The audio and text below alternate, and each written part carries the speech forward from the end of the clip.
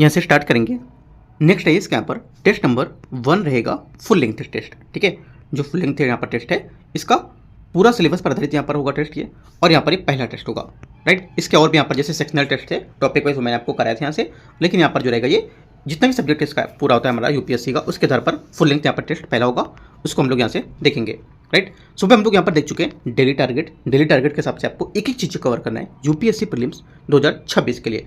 अगर आप इससे नहीं फॉलो करते हो तो कम से कम यहाँ से 10 से 15 नंबर का आपको लॉस होने वाला है, ठीक है। 10 से 15 क्वेश्चन को मान सकते हो ऐसा, क्योंकि एक एक टॉपिक में आपको यहाँ से बहुत क्लियर समझाते जा रहा हूँ, टॉपिक के अंदर सब टॉपिक निकाल करके, और साथ में उनके एमसीक्यूज भी, ठीक है। तो जुड़ सकते हो, एकदम फ्री है, कोई चार्जेस आपको नहीं देना है यहाँ से, राइट। और यहाँ से स्टार्ट करते हैं टेस्ट नंबर 1 को फुल लेंथ देखते हैं।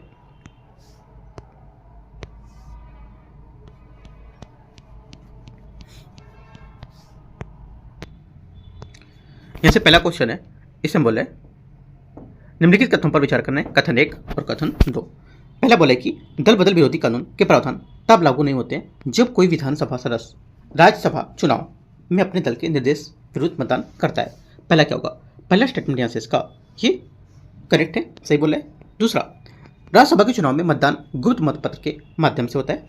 सेकेंड बात गलत है, क्योंकि राज्यसभा चुनाव में दौरान विधायकों द्वारा क्रॉस वोटिंग को रोकने के लिए जनप्रतिनिधि अधिनियम 1951 में 2003 में संशोधन किया गया था, और विधिनियम में धारा 59 के संशोधन करके यह प्रावधान किया गया था कि राज्यसभा चुनाव में मतदान खुली मतपत्र प्रणाली ओपन जो बैलेट होता है उसके माध्यम से होगा, और राजनीतिक दलों में विधायकों को अपना मतपत्र अपने दल के अधिकृत प्रतिनिधि को दिखाना अनिवार्य होता है। ये बात गलत हो जाएगी, ओनली 1 करेक्ट है, आंसर यहाँ से सी करेक्ट हो जाएगा। क्वेश्चन 2 है, लोकसभा में चुनाव के दौरान इलेक्ट्रॉनिक वोटिंग मशीन को उपलब्ध में से कौन सी यहाँ पर बात नहीं है, ठीक है, बता रहे हैं। नोटा के विकल्प को लेकर के विचार करना है। सभी निर्वाचन क्षेत्रों में नोटा एक विकल्प के रूप में उपलब्ध, भले चुनाव में केवल एक उम्मीदवार चुनाव लड़ रहा हो। पहली बात क्या होगी, पहली बात स्टेटमेंट यहाँ से दूसरे का गलत हो जाएगा, क्योंकि चुनाव में यदि कोई एक ही उम्मीदवार चुनाव लड़ता है तो रिटर्निंग ऑफिसर जो मतदान कराए बिना ही तुरंत परिणाम घोषित कर देगा, क्योंकि लोक प्रतिनिधि अधिनियम 1951 की धारा 53(2) के अनुसार यदि चुनाव लड़ने वाला उम्मीदवार की संख्या भरी जनरल सीटों की संख्या अर्थात 1 के बराबर है तो रिटर्निंग ऑफिसर तुरंत ही उस उम्मीदवार को विधिवत निर्वाचित घोषित कर देता है। परिणाम स्वरूप ईवीएम का उपयोग नहीं किया जाता है और उस निर्वाचन में मतदाताओं को नोटा विकल्प नहीं उपलब्ध कराया जाता है, ठीक है। इंपॉर्टेंट बात है, यदि किसी निर्वाचन क्षेत्र में नोटा को सबसे अधिक वोट मिलते हैं तो नए सिरे से चुनाव करना होगा।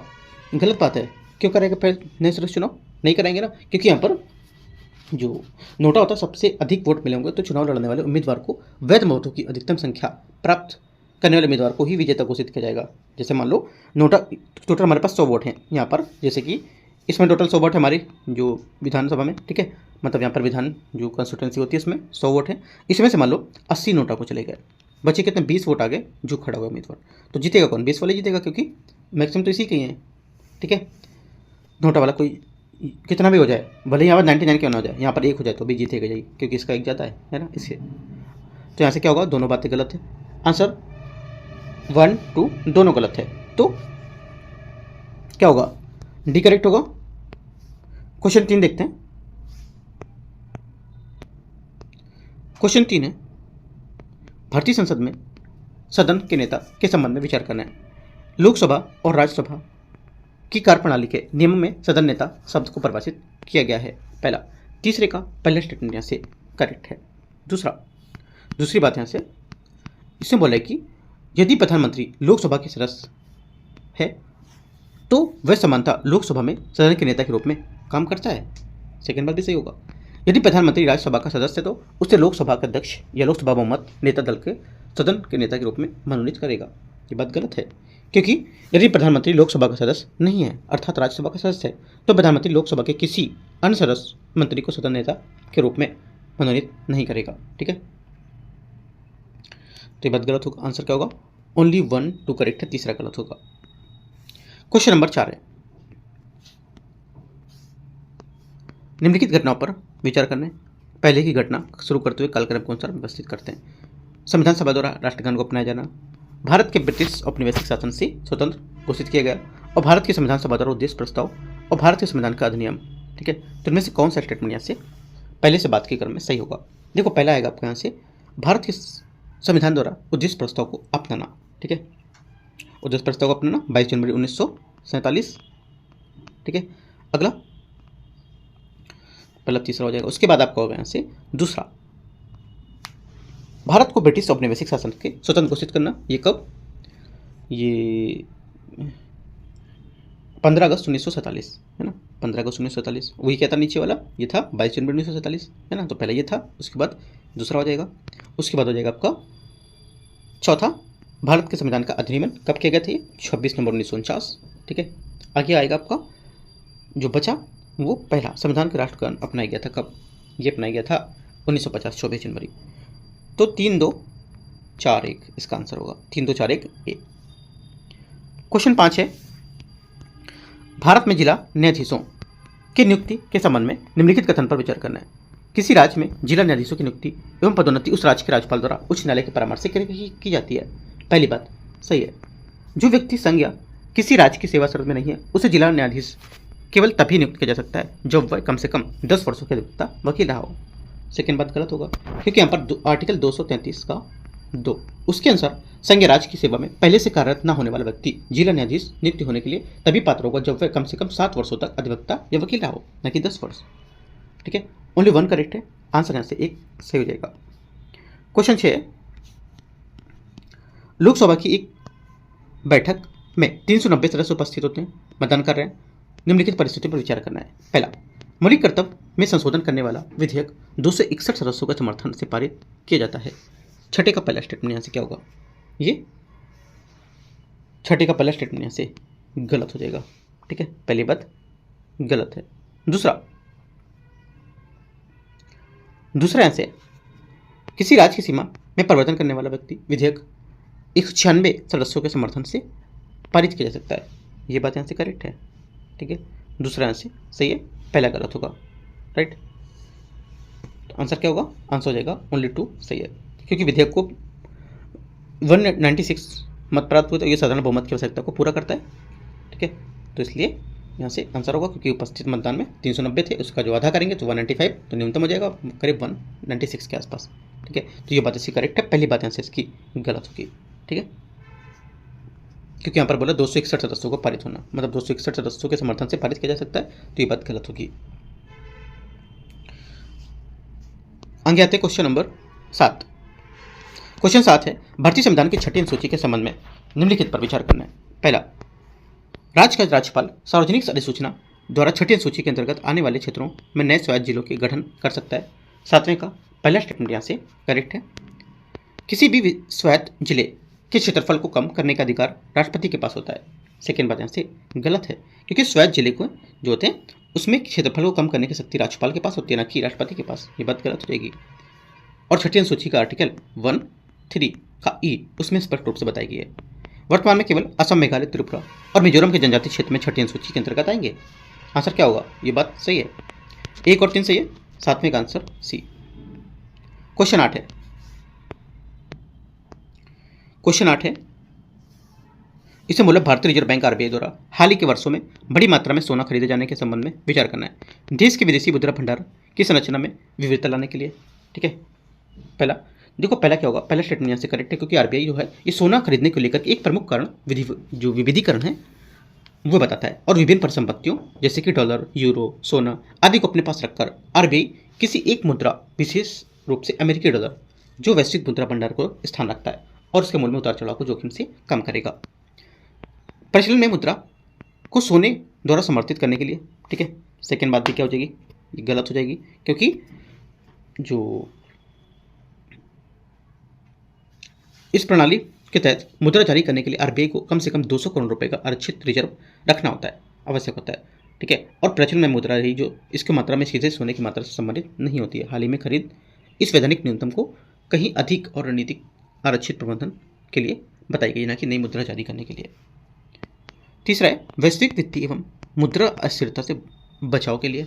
तीसरी बात यहाँ से करेक्ट होगा, क्योंकि तीसरी बात यह कि सोने के लिए एक सुरक्षित परिसंपत्ति जो होती है उसको माना है, और ये एक मुद्रास्फीति और मुद्रा अस्थिरता का बचाव का साधन होता है। ठीक है, ये बात सही होगी।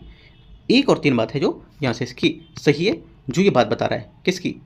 ये बात बता रहा है भारतीय रिजर्व बैंक को लेकर बड़ी मात्रा में सोने खरीदे जाने के संबंध को लेकर के। ठीक है, 1 और 3 correct answer B. Question number 9, stable coins के बारे में विचार करना है। ये ब्लॉकचेन आधारित डिजिटल परिसंपत्तियां हैं जिन्हें किसी निर्दिष्ट परिसंपत्ति के सापेक्ष एक स्थिर मूल्य बनाए रखने के लिए डिजाइन किया गया है। 9 का पहला स्टेटमेंट यहाँ से करेक्ट है।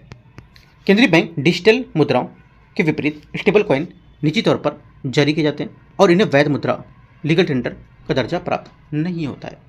सेकेंड बात क्या होगी? सेकेंड बात सही है एकदम। तीसरा, टेथर और यूएसडी मतलब यूएस डॉलर जो है कॉइन स्टेबल कॉइन के 2 एग्जाम्पल होते हैं। तीसरी बात यहाँ से करेक्ट होगी। तीनों बातें यहाँ से सही हैं। आंसर क्या होगा? 9 का 1, 2 और 3 सभी बातें यहाँ से सही पूछ रहा है तो ठीक है। क्वेश्चन 10 यहाँ से केंद्रीय बजट 2026-27 के संबंध में विचार करना है। भारत सरकार के बजट में पूंजीगत व्यय उसके राजस्व व्यय से अधिक होता है। पहला 10वें का पहला स्टेटमेंट यहाँ से गलत होगा क्योंकि बजट में निर्धारित राजस्व व्यय जो होता है पूंजीगत व्यय से काफ़ी अधिक होता है। व्यय चार्ट के अनुसार जो होता है 26-27 में इसके राजस्व करीब 41.3 लाख करोड़ का अनुमान था।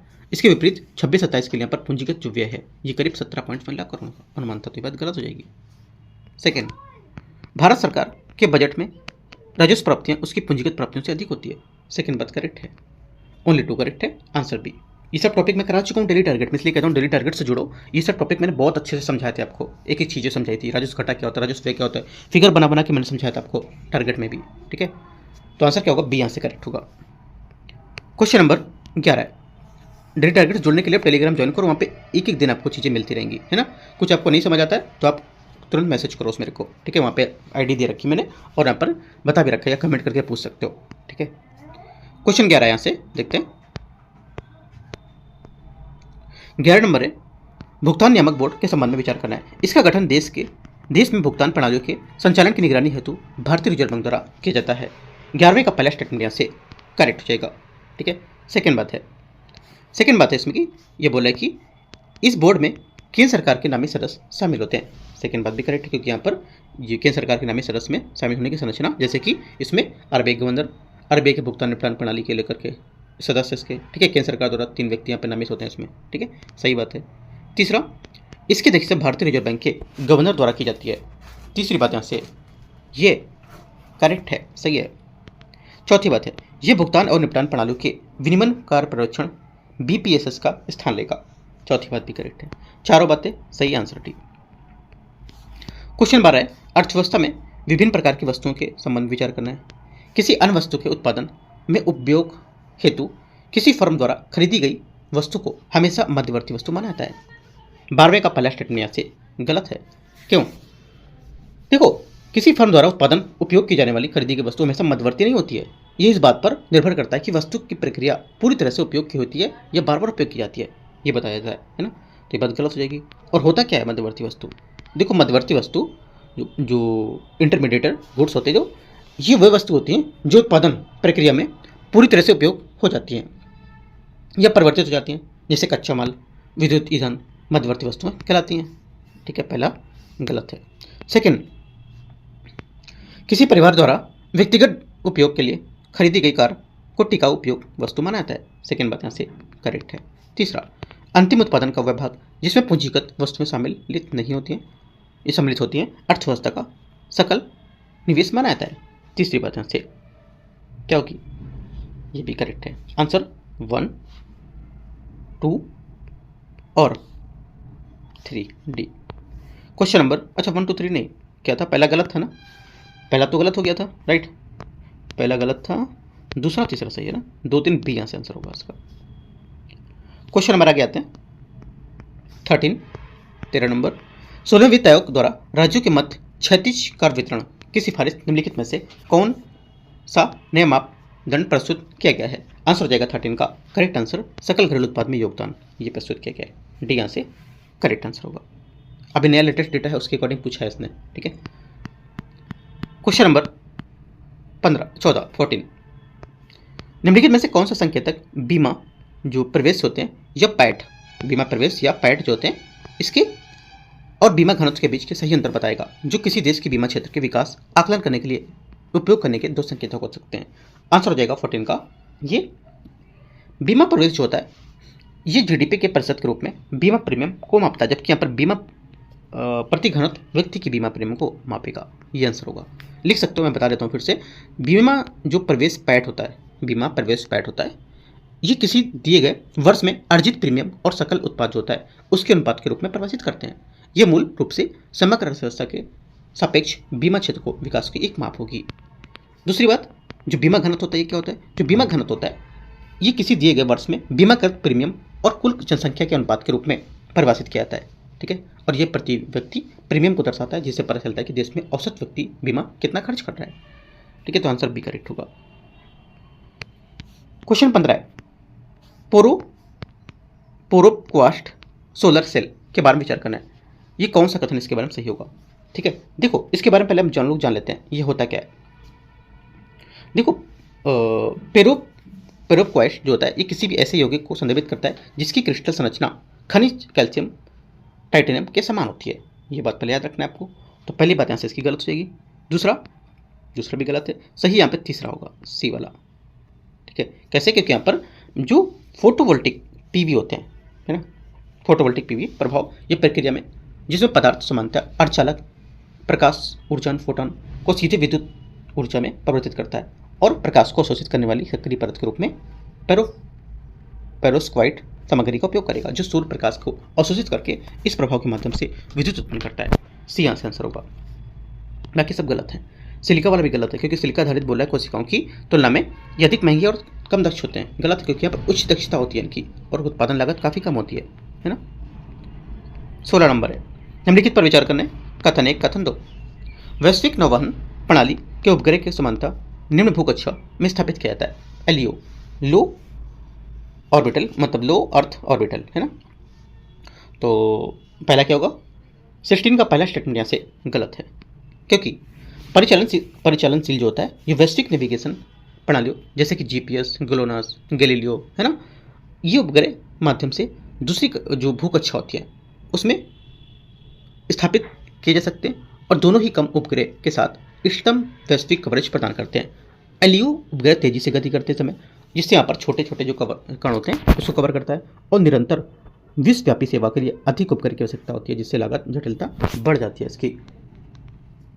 सेकेंड बात है, निम्न भूकक्षा शहरी वातावरण को कम विलंबता और उच्च सिग्नल शक्ति, बेहतर सिग्नल पैट प्रदान करती है। ये बात सही है, उच्च सिग्नल शक्ति मिलती है इसको, जिससे यहाँ पर पृथ्वी के निकट के कारण पृथ्वी के पहुंचने के लिए भू निम्न कक्षा एलईओ से आने वाले सिग्नल काफ़ी अधिक प्रबल होते हैं, इसलिए यहाँ पर उच्च शक्ति इसको मिलती है। ओनली 2 करेक्ट है। आंसर 16 का डी सही है। 17 निम्नलिखित पर विचार करना है। आनुवंशिक अभियांत्रिकी मूल्यांकन समिति जीईएससी पर्यावरण वन जलवायु परिवर्तन के अधीन कार्यरत एक वैधानिक समिति होगी। पहली बात 17 के यहाँ से करेक्ट है। जीईएससी भारत में आनुवंशिक रूप से संशोधित जीवों की आयात और निर्यात के लिए अनुमोदन प्रदान करता है। सेकेंड बात क्या होगी? सेकेंड बात यहाँ से ये भी करेक्ट है। तीसरा, भारत में व्यावसायिक कृषि के लिए एक स्वीकृत आनुवंशिक रूप से संशोधित फसलें मात्र बीटी कपास हैं। तीसरी बात क्या होगी? तीसरी बात गलत है, क्योंकि भारत में व्यावसायिक खेती के लिए केवल बीटी कपास स्वीकृत नहीं है, आनुवंशिक रूप से ये संशोधित फसल है।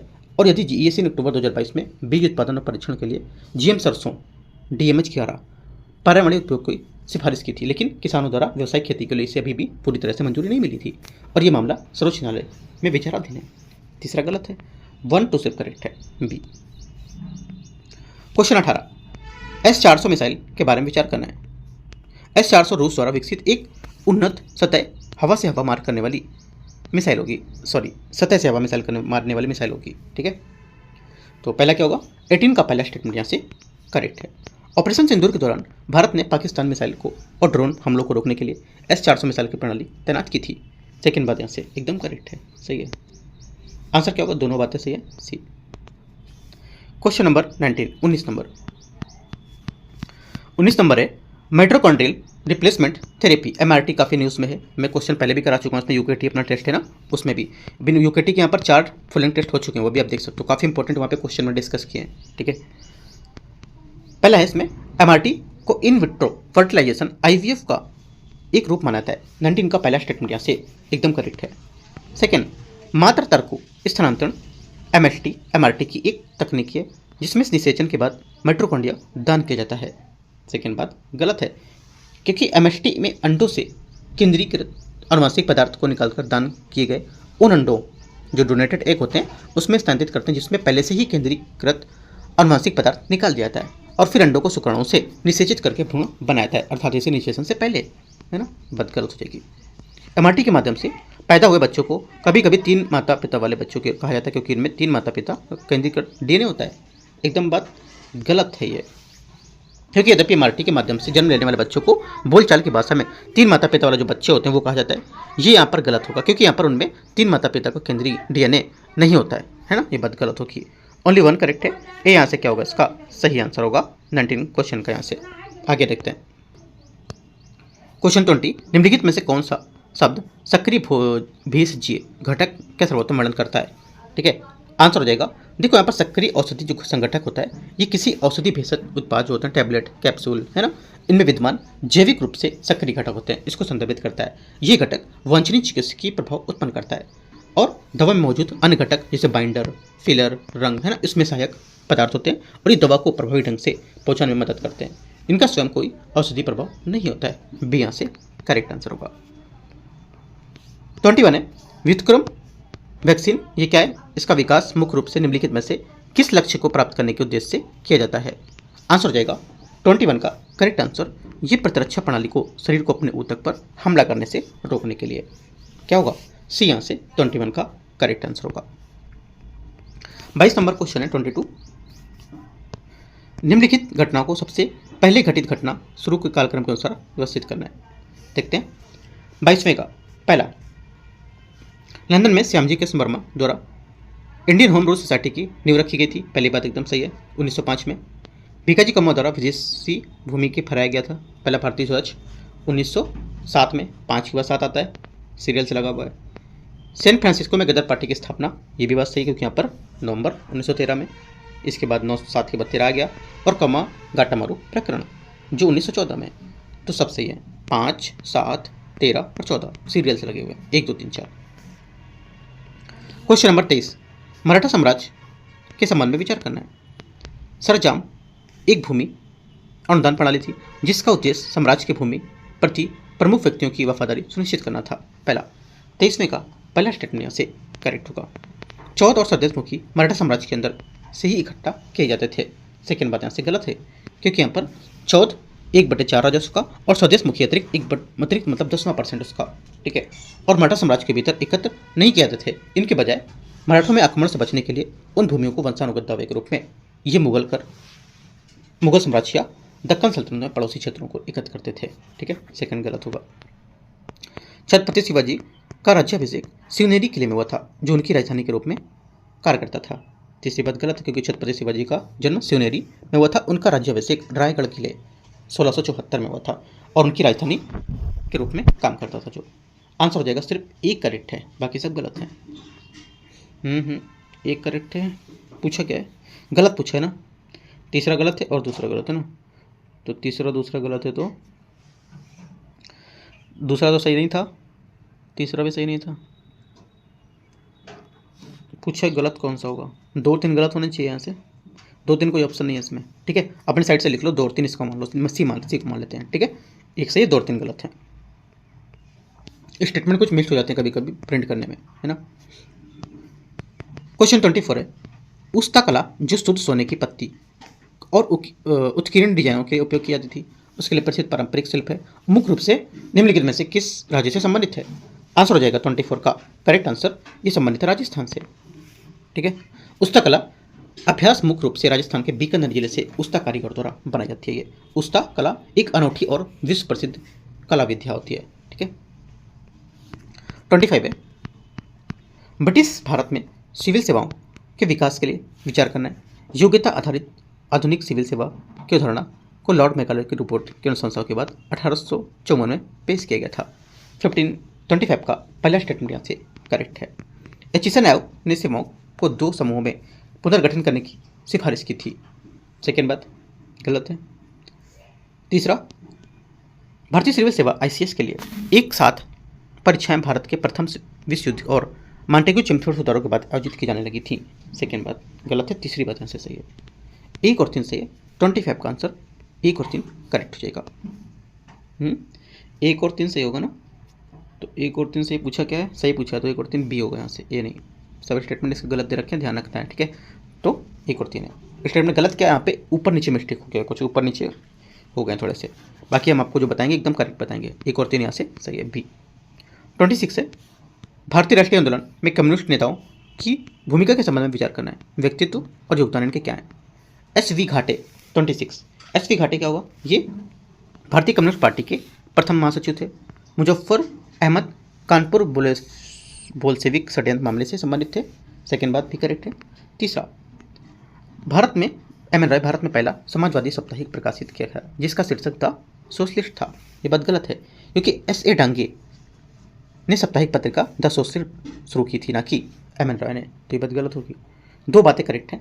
26 का आंसर क्या होगा, बी यहाँ से सही आंसर है, 26 का बी।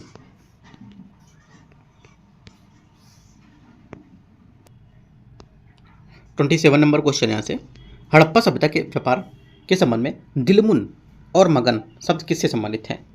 ये किससे संबंधित होंगे, आंसर हो जाएगा ये संबंधित है फारस की खाड़ी क्षेत्र में स्थित व्यापारिक साझेदार और मध्यवर्ती व्यापारिक पड़ाव हैं, ठीक है, सी यहाँ से आंसर होगा, राइट। क्वेश्चन 28 आते हैं, मौर्य सम्राट अशोक के अभिलेखों के संबंध में विचार करना है। रोमन दे स्तंभ अभिलेख में अशोक द्वारा बुद्ध के जन्मस्थल की यात्रा का उल्लेख होता है। 28 का पहला स्टेटमेंट यहाँ से करेक्ट है।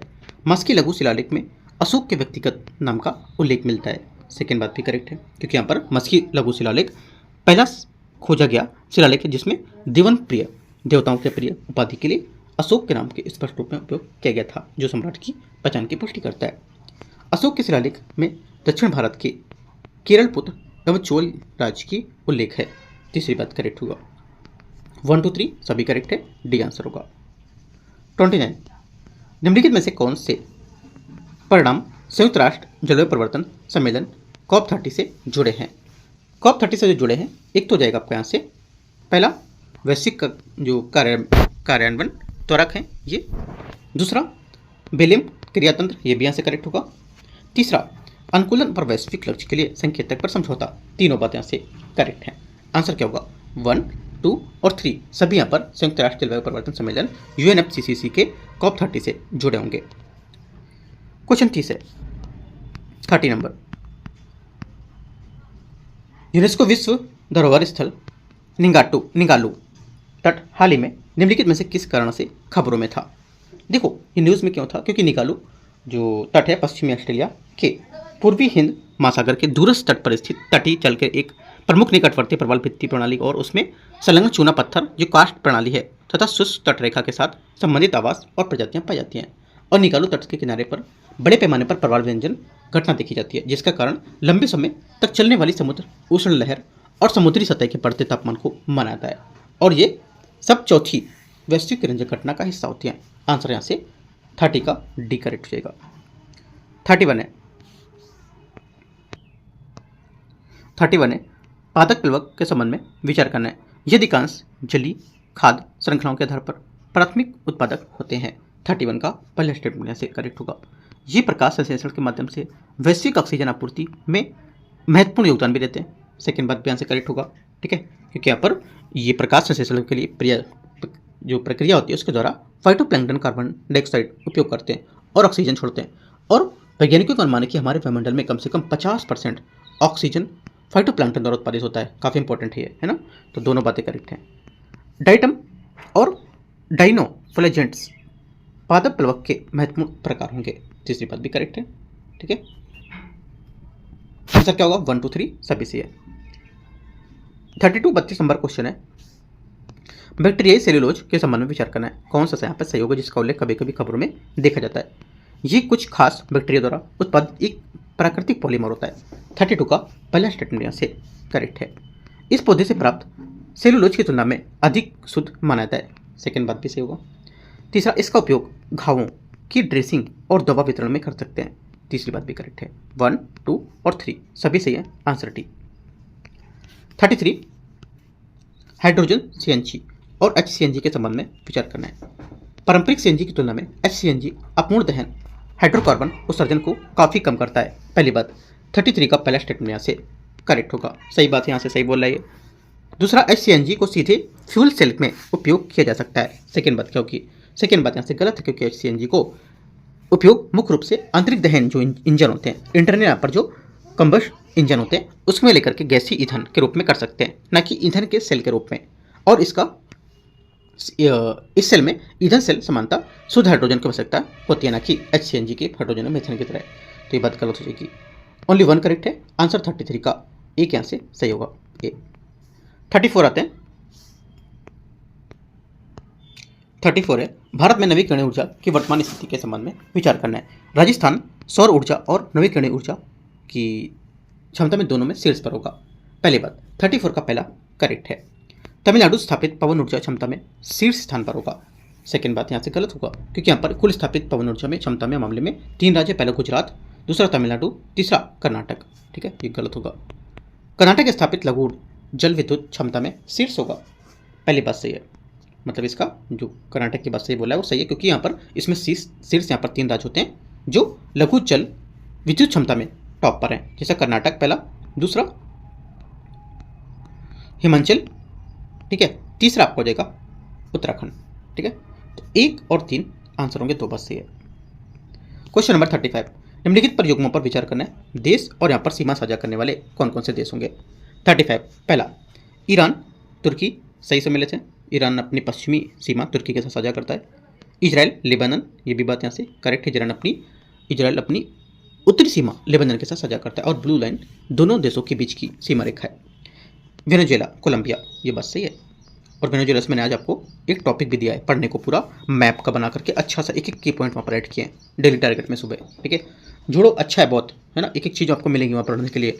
ठीक है, तो तीनों बातें करेक्ट हैं। डी 36 है, सुबह 9 बजे डेली टारगेट अपडेट हो चुका है, आप देख भी सकते हो उसको, डेली 9 बजे मॉर्निंग में आपको मिलता है वो, है ना। 36 नंबर है, टेलीग्राम ज्वाइन करो, वहाँ से आपको एक चीज़ समझ में आएगी सब। भारत की पहली जल मेट्रो निम्नलिखित में से किस शहर में शुरू हो गई है? 36 का पहला स्टेटमेंट हो जाएगा आंसर कोच्चि, क्योंकि यहाँ पर केरल का कोच्चि शहर भारत का पहला ऐसा शहर बन गया जिसने वाटर मेट्रो परियोजना शुरू की है, जो शहर के आसपास के 10 द्वीपों को इलेक्ट्रिक हाइब्रिड नामों से जोड़ेगी। 37 है, PM श्री स्कूल उभरते भारत के लिए प्रधानमंत्री स्कूल योजना के संबंध में विचार करना है। इसका उद्देश्य राष्ट्रीय शिक्षा नीति NEP 2020 के अनुकरण करते हुए संपूर्ण भारत में नया स्कूल स्थापित करना। पहली बात यहाँ से करेक्ट है, नहीं है, क्योंकि PM श्री योजना में पूरी तरह से नए विद्यालय स्थापित करने के बजाय उनमें चयनित जो विद्यालय हैं उसको सुदृढ़ करने पर केंद्रित होगा। ठीक है, ये गलत हो जाएगा। सेकेंड, इस योजना की गुणवत्ता आश्वासन के तहत माध्यमिक स्तर के प्रत्येक बच्चे कम से कम एक व्यावसायिक कौशल के साथ उत्कीर्ण होने के लिए अपेक्षा की जाएगी। तीसरी बात है, कुछ राज्यों में अभी तक इस योजना को नहीं अपनाया है। एकदम सही बात है, क्योंकि तमिलनाडु और पश्चिम बंगाल जैसे राज्यों ने अभी तक इस समझौते पर हस्ताक्षर नहीं किया है, इसलिए वे अभी तक PM श्री योजना में शामिल नहीं हुए हैं। इंपॉर्टेंट बात है। इन स्कूलों में इंपॉर्टेंट यहाँ पर कुछ पॉइंट आप लिख सकते हो, जैसे इन स्कूलों में ग्रीन स्कूल के रूप में डिजाइन किया जाएगा इनको, और जिससे सौर पैनल, LED लाइट और प्राकृतिक खेती का उपयोग करके जो पोषण संस्थान है, उद्यान, उसको भी यहाँ पर सुविधाएं शामिल की जाएंगी। एक बात और, जो PM श्री स्कूल है इसमें अपने आसपास के स्कूल में मार्गदर्शन को नेतृत्व प्रदान करेंगे। ठीक है, एक इंपॉर्टेंट बात और, जो दिल्ली में अभी दिल्ली NCR है, दिल्ली में ही ज़्यादातर है CM श्री स्कूल यहाँ पर खोले उन्होंने, है ना, काफ़ी इंपॉर्टेंट। CM श्री के लिए एग्जाम भी हुआ था। ठीक है, तो जैसे क्लास 6 से 7 है, 5th या 6 से लेकर के 9, 10 तक होता है, वो आप एग्जाम दे सकते हो और आपका उसके अकॉर्डिंग चयन होगा स्कूल में। ठीक है, काफ़ी अच्छा है, तो याद रखना CM श्री PM श्री में डाउट नहीं करना है। ठीक है, CM श्री दिल्ली का है सिर्फ। आंसर क्या होगा? 37 का करेक्ट आंसर आपको हो जाएगा यहाँ से C करेक्ट है। 2 और 3, हाँ ठीक है, 2, 3 आगे आते क्वेश्चन 38। सुंदरलाल बहुगुणा, चंडी प्रसाद भट्ट और गौरा देवी स्वतंत्रता पश्चात भारत में हुए निम्नलिखित में से किस आंदोलन के रूप में सम्मानित थे? आंसर हो जाएगा 38 का करेक्ट आंसर चिपको आंदोलन से सम्मानित थे। ठीक है, आगे आते हैं चिपको आंदोलन के बारे में कुछ पॉइंट, जैसे कि यहाँ पर 1973 में स्थापित यह आंदोलन औपनिवेशिक काल में वन कानूनों के कारण हो रही तीव्र वनों की कटाई के कारण ये प्रक्रिया देखी गई थी। इस आंदोलन के परिणाम नीतिगत बदलाव हुए थे और विशेष रूप से 1980 का वन संरक्षण अधिनियम इस क्षेत्र में वनों के विनाश को रोकने में मदद किया था उसने। ठीक है, 39 आते हैं 39 नंबर। भारत में वीरता पुरस्कार को लेकर के विचार करना है। वीरता पुरस्कार की घोषणा वर्ष में 2 बार गणतंत्र दिवस, स्वतंत्रता दिवस के अवसर पर की जाती है। 39 का पहला स्टेटमेंट यहाँ से करेक्ट है। सेकेंड, परमवीर चक्र भारत का सर्वोच्च युद्धकालीन वीरता पुरस्कार है, जबकि कीर्ति चक्र सर्वोच्च शांतिकालीन वीरता पुरस्कार होगा। सेकेंड बात यहाँ से गलत होगी, क्योंकि परमवीर चक्र जो है ये भारत का सर्वोच्चतम युद्धकालीन वीरता पुरस्कार है, जो शत्रु की उपस्थिति में साधारण साहस के लिए जोर दिया जाता है। और अशोक चक्र सर्वोच्च शांतिकालीन पुरस्कार, जिसके बाद कीर्ति चक्र और शौर्य चक्र आते हैं। सेकंड गलत हो जाएगा। वीरता पुरस्कार केवल भारतीय सशस्त्र बलों के सदस्य को ही प्रदान किए जाते हैं, नागरिक को नहीं। तीसरी बात गलत है, क्योंकि जो अशोक चक्र होते हैं, कीर्ति चक्र और शौर्य चक्र जैसे शांतिकाल वीरता पुरस्कार सशस्त्र बल, अर्धसैनिक बल, पुलिस कर्मियों के साथ साथ नागरिकों को भी प्रदान किया जा सकते हैं। और परमवीर चक्र, महावीर चक्र और वीर चक्र जैसे युद्धकालीन पुरस्कार को ही मुख्य रूप से सशस्त्र बलों को दिए जाएंगे। ये भी गलत होगा। सिर्फ एक बात करेक्ट है इसकी। आंसर क्या होगा? 39 का एक स्टेटमेंट यहाँ से सही होगा। आगे आते हैं 40 नंबर। 40 नंबर है 40 नंबर। लोहे और स्टील उत्पादन के लिए आवश्यक खनिज मैग्नीज का विश्व का सबसे बड़ा उत्पादक देश कौन सा होगा? आंसर हो जाएगा 40 का दक्षिण अफ्रीका सही आंसर होगा। दक्षिण अफ्रीका के पास विश्व का सबसे बड़ा मैग्नीज भंडार है और विश्व भंडार का लगभग 30% मान सकते हो कि ये मुख्य रूप से उत्तरी केप प्रांत कलाहारी मैग्नीज से आते हैं क्षेत्र से। 41 है निम्नलिखित में से कौन सी प्रतिक्रिया तंत्र जो है ये आकृतिक प्रवर्धन की तीव्रता को बढ़ाने में योगदान करता है? ठीक है, बताना है 41 में। पहला स्टेटमेंट यहाँ से परावर्तक बर्फीली सतहों का ह्रास करना और जिससे सौर ऊर्जा और अधिक अवशोषण होता है इसका। तो पहला क्या होगा? 41 का पहला करेक्ट है। सेकंड, पिघलती परमाफ्रॉस्ट से मीथेन का तीव्र उत्सर्जन, ये भी बात क्या होगी? करेक्ट होगी। ठीक है। तीसरा, बढ़ते तापमान के कारण महासागरों की जो कार्बन सिंक होती है उसके रूप में कार्य करने की क्षमता का कमजोर होना, ये भी बात क्या होगी? करेक्ट होगी। तो तीनों बातें ऐसी हैं जो ये प्रक्रिया तंत्र आकृतिक प्रवर्धन की तीव्रता को बढ़ाने में मदद करेंगे, योगदान देंगे। डी करेक्ट होगा। 42 है लेटराइट मृदा के संबंध में विचार करना है। इसका निर्माण उच्च तापमान और भारी वर्षा की दशाओं में होता है। पहली बात 42 का करेक्ट है। ये चूने और सिलिका के तीव्र निक्षालन के कारण विकसित होती है। सेकेंड बात भी सही होगी। तीसरा, ये बैक्टीरिया की तीव्र गतिविधि के कारण ह्यूमस और नाइट्रोजन से समृद्ध होती है।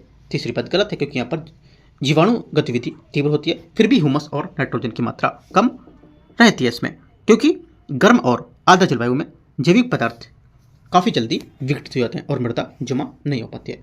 तीसरा गलत होगा। 1 2 करेक्ट है, ए यहाँ से आंसर होगा। 43 है निम्नलिखित में से किस क्षेत्र में पूरे वर्ष तापमान व्युत्क्रमण एक समान विशेषता देखी जाती है? आंसर हो जाएगा 43 का करेक्ट आंसर यहाँ से ध्रुवीय क्षेत्र यहाँ से सही आंसर होगा। C number. ठीक है, ध्रुवीय क्षेत्र में लंबे समय तक ठंडी सतह की स्थिति और कमजोर तापमान का अनुभव होता है और परिणाम स्वरूप ठंडी घनी वायु सतह के पास फंसी रहती है, जिससे क्या होता है, जबकि अपेक्षाकृत यहाँ पर गर्म जलवायु जो होती है ऊपर उठ जाती है और जिससे पूरी वर्ष तापमान व्युत्क्रमण ऊंचाई के साथ साथ तापमान में वृद्धि बना रहता है। ठीक है। 44 है चक्रवातों के संबंध में विचार करना है। उष्णकटिबंधीय चक्रवात की तुलना में बहिरुष्ण या बहिरूपण कटिबंधीय चक्रवात अधिक बड़े क्षेत्र को प्रभावित करते हैं। पहली बात 44 का पहला स्टेटमेंट यहाँ से करेक्ट होगा, क्योंकि देखो जो बहिरुष्ण कटिबंधीय चक्रवात होते हैं एक्स्ट्रा ट्रॉपिकल साइक्लोन एक बड़े भौगोलिक क्षेत्र को प्रभावित करते हैं, क्योंकि वे वाताग्र, ये जैसे वाताग्र को बोलते हैं कि जो गर्म ठंडी वायुराशियाँ हैं इनको वाताग्र बोलते हैं। ठीक है, इससे जुड़े होते हैं और वे मध्य अक्षांशों से बड़े पैमाने पर वायुमंडलीय परिसंचरण को शामिल करते हैं। पहली बात सही हो जाएगी। सेकेंड, उष्णकटिबंधीय चक्रवात समानता कम विनाशकारी होते हैं, क्योंकि इसमें पवन की गति कम होती है। ये बात गलत है, इसमें पवन की गति अधिक होती है। ठीक है, और तूफानी लहरें भी काफ़ी भारी वर्षा देखी जाती है इसमें। ठीक है, और उष्णकटिबंधीय चक्रवात जो होते हैं अत्यधिक विनाशकारी होते हैं और कम विनाशकारी नहीं होते हैं। ओनली 1 करेक्ट है, ए 44 का। 45 है भारत में अंतर्राष्ट्रीय संपर्क परियोजना के संबंध में विचार करना है। भारत म्यांमार थाईलैंड त्रिपक्षीय राजमार्ग मणिपुर के मोरे से होकर गुजरता है। 45 का पहला स्टेटमेंट यहाँ से करेक्ट होगा। दूसरा, कलादान बहुविध परागमन परिवहन योजना कोलकाता बंदरगाह के पलेतवा से जोड़ती है। सेकेंड बात भी सही है। स्वर्णिम चतुर्भुज का पूर्व पश्चिम गलियारा सिलचर और पोरबंदर को जोड़ेगा। तीसरी बात भी गलत हो जाएगी, सही नहीं है, क्योंकि स्वर्णिम चतुर्भुज का पूर्व पश्चिम कॉरिडोर सिलचर और पोरबंदर को जोड़ता है, लेकिन एक घरेलू राजमार्ग परियोजना है, ना कि अंतर्राष्ट्रीय कनेक्टिविटी पहल। ये बात गलत हो जाएगी। सिर्फ 1 2 करेक्ट है। आंसर यहाँ से 45 का सी। 46 है, निम्नलिखित में से कौन सी वृक्ष प्रजातियां आदर पर्णपाती वनों की विशेषता बताती है? आदर पर्णपाती वनों की विशेषता क्या होती है? एक तो सागौन, ठीक है, सागौन आदर पर्णपाती वनों की प्रमुख प्रजाति है जो मध्यम उच्च वर्षा वाले क्षेत्रों में उगती है। लिख लो, इंपॉर्टेंट है। सॉल क्या होती है? सॉल या साल, ये आदर पर्णपाती वन, ठीक है, मोस्ट जहाँ पर डिसिडुअस फॉरेस्ट होते हैं उसका एक विशिष्ट वृक्ष होता है और विशेष रूप से पूर्वी और मध्य भारत में पाई जाती है। तेंदु यहाँ पर सामान्यतः शुष्क पर्णपाती वन होते हैं, इससे संबंध होता है ना कि आदर पर्णपाती वनों से। ये बात गलत हो जाएगा। पलास यहाँ पर शुष्क पर्णपाती वनों से होगा, ना कि आदर पर्णपाती वन। ये भी गलत हो जाएगा। 1 2 करेक्ट है। आंसर 2 बातें सही है। क्वेश्चन 47 है, हाल ही में भारतीय भूवैज्ञानिक सर्वेक्षण ने पश्चिम बंगाल के पूर्वा मेदिनीपुर जिले में दुर्लभ मृदा तत्व युक्त खनिजों की उपस्थिति की सूचना दी है और तटीय जलोढ़ बालू में निक्षेप के कारण इनके साथ साथ खनिज काफ़ी अधिक मात्रा में पाए गए। तो कौन कौन से? एक तो मोनाजाइट, जेनोमाइट, बॉक्साइट। कौन सा सही होगा? देखो, मोनाजाइट यहाँ से सही होगा क्योंकि मोनाजाइट एक प्रमुख REE युक्त खनिज है, ठीक है। इसमें सीरियम और लेंथनम जैसे दुर्लभ मृदा तत्व पाए जाते हैं, अधिकता होती है इसमें। सेकेंड बात है जोनोटाइम, है ना, ये एक महत्वपूर्ण REE संबद्ध खनिज होता है जो प्राय भारी खनिज पुलिन बालू के बीच सम्मत होता है। ये भी बात सही है। तीसरा बॉक्साइट एल्युमिनियम अयस्क है, न कि तटीय निक्षेप में दुर्लभ मृदा तत्व का प्राथमिक स्रोत। 1 2 करेक्ट है। आंसर यहाँ से बी। 48 है, विभिन्न प्रकार के जो मेघ हैं उसके बारे में विचार करना है। पक्षाभ मेघ पतले पंख जैसे मेघ होते हैं जो काफ़ी अधिक ऊंचाई पर बनते हैं और हमेशा श्वेत रंग के होते हैं। 48 का पहला स्टेटमेंट यहाँ से करेक्ट होगा। कपासी मेघ सघन अपारदर्शी मेघ होते हैं जो सामान्यतः पृथ्वी की सतह पर काफ़ी समीप निर्मित होते हैं। सेकेंड बात भी गलत हो जाएगी, ये सही नहीं है क्योंकि कपासी जो मेघ होते हैं ये निचले स्तर पर बनते हैं और लेकिन इसके सतह के पास अपारदर्शी चपटे आधार वाले नहीं होते हैं और वे रुई जैसे बादल होते हैं जिनका विकास ऊर्ध्वाधर होता है और समानता साफ मौसम का संकेत देते हैं। वर्षा मेघ काले आकारहीन मेघ होते हैं जो मध्य या निचले स्तरों पर निर्मित होते हैं और इनमें सूर्य की रोशनी का प्रवेश काफ़ी कम होता है। ये बात सही है। 1 और 3 सही होगा, बी। 49 नीचे दिए गए कथन ए कारण आर। कश्मीर के करेवा हिमनदी मोरिन के साथ अंतःस्रावित सरोवरी मृत्तिका के मोटे निक्षेप होते हैं। पहली बात 49 का पहला सही है। दूसरा, इनका निर्माण मुख्य रूप से हिमालय पर्वत निर्माण गतिविधि से जुड़े व्यापक ज्वालामुखी राख निक्षेपण के कारण हुआ था। सेकेंड बात यहाँ से गलत है क्योंकि यहाँ पर करेवा ज्वालामुखी राख के जमाव के कारण नहीं बल्कि यहाँ पर ये इनका निर्माण प्राचीन झील की स्थितियों और हिमनदी गतिविधियों से जुड़ा था, ना कि हिमालय पर्वत निर्माण से संबंधित में। तो ये गलत होगा। ओनली 1 करेक्ट है। आंसर 49 का सी सही हो जाएगा। क्वेश्चन 50 है, अवमानना न्यायालय अधिनियम 1971 के अंतर्गत विचार करना है। कौन से यहाँ पर कृत्य आपराधिक अवमानना की श्रेणी में आते हैं? पहली बात, किसी न्यायालय में निर्णय की जानबूझकर अवज्ञा करना। ये बात गलत होगी क्योंकि न्यायालय की अवमानना अधिनियम 1971 के अनुसार नागरिक अवमानना का अर्थ होता है कि न्यायालय किसी निर्णय, आदेश या निर्देश रीढ़ को जानबूझकर उल्लंघन करना या न्यायालय को दिए गए वचन को जानबूझकर उल्लंघन करना। तो ये बात गलत हो जाएगी, ठीक है। कोई ऐसा कार्य करना जिससे न्यायालय की प्रतिष्ठा में ठेस पहुंचे या अधिकार को कम किया जाए, एकदम सही बात है। और किसी न्यायिक कार्रवाई में सम्यक संचालन में बाधा डालने के लिए किसी विषय का प्रकाशन, ये भी बात सही है। 2 और 3 सही है। आंसर यहाँ से 50 का बी करेक्ट आंसर हो जाएगा। तो इस टाइप से यहाँ पर हम लोगों ने नेक्स्ट IAS का टेस्ट नंबर 1 देखा जो फुल लेंथ यहाँ पर टेस्ट है, काफ़ी इंपॉर्टेंट टेस्ट है, काफ़ी अच्छे क्वेश्चन यहाँ पर फ्रेम किया उन्होंने, ठीक है। एक एक क्वेश्चन को कवर करते हैं। तो पार्ट 1 हम लोगों ने खत्म कर लिया। अब पार्ट 2 को हम लोग यहाँ से कल कवर करेंगे जो 51 से क्वेश्चन भी देखेंगे इसमें, ठीक है। और एक बात, जो इस 50 क्वेश्चन मैंने देखे, इस टॉपिक जितने भी टॉपिक यहाँ पर आए उन टॉपिक को जाके बहुत डीप में आपको अच्छे से पढ़ना है, तब तो आपका टेस्ट सफल माना जाएगा ये। क्योंकि UPSC क्वेश्चन अगर घुमाएगा तो सेम क्वेश्चन नहीं देगा, आपको टॉपिक से क्वेश्चन दे देगा सेम, लेकिन इस वजह से मैंने बोला आपको टॉपिक अच्छे से जाके इनके कवर करो आप, ठीक है। और डेली टारगेट को जरूर फॉलो करो, वहाँ पे सब टॉपिक आपको देखने को मिलेंगे, है ना। अभी ज्योग्राफी में स्टार्ट करने वाला हूँ, तो एंड करते हैं इसको। All the best, thank you.